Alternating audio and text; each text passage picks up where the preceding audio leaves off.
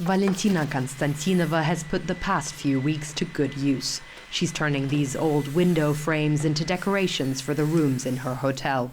Valentina has time for interior design projects. After all, her hotel hasn't had any guests during Moscow's lockdown. But it wasn't completely empty either.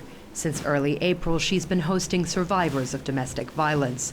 Women who couldn't be taken in at official shelters because of quarantine regulations have been staying with her for free. Hosting them wasn't always easy. When the women arrive here, they cry. They go to their rooms, they cry again. They can't sleep and get up late, and then they cry again. But I see that they start to relax here, to feel at home. We are very gentle with them. I think it's very important that we don't ask them why they are here. We don't meddle in their private lives. We don't ask questions. We talk about other things. We eat or have tea together. Domestic violence is often a taboo topic in Russia, but it's an emotional issue for Valentina. She has friends who've escaped abusive partners, but says she couldn't always help. Now she can help women like Inyeta Rykstynia. The musician spent several weeks at the hotel. She couldn't stand being around her husband anymore. It wasn't the first time my husband hit me, even before the quarantine.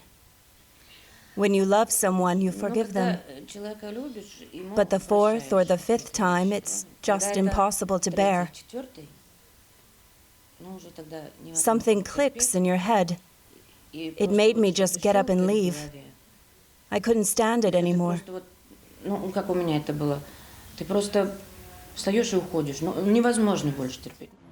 It's not just Inyeta who had to escape her home during quarantine. Women's advocacy groups have reported that calls to a domestic abuse hotline have increased by up to 75% since the pandemic, and they don't expect any improvement soon. We will be dealing with the consequences of this quarantine for a long time, especially our lawyers and psychologists. People will be coming to them with horrible stories, huge traumas, and serious tragedies. According to some estimates, over 10,000 women in Russia are killed every year by injuries inflicted by a partner. But in many cases, domestic violence is not a criminal offense. In other countries, there are mechanisms in place to fight against domestic violence on a state level. Restraining orders, strict legislation, and law enforcement agencies that are taught how to deal with these situations. Unfortunately, Russia doesn't have that. That's why more cases here end in murder and more women stay in abusive relationships because they don't have the tools to get out of them. Valentina's hotel is located in Moscow's Izmailovsky market. Before the pandemic, tourists bustled between stalls of bric-a-brac and gaudy copies of Russian-style architecture. Valentina hopes that paying guests will start coming back soon. She's nearly finished renovating the rooms of her hotel. A few of them, which Valentina is proud to show off, are done already. But she also doesn't want to stop taking in survivors of domestic violence. It's great. We're helping people, and that gives everyone at the hotel a good feeling.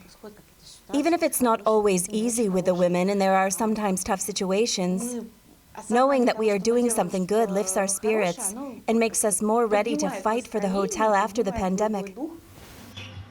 Valentina's team plans to keep 1 or 2 rooms available for the women. The hotel owner says in normal times that shouldn't be a problem.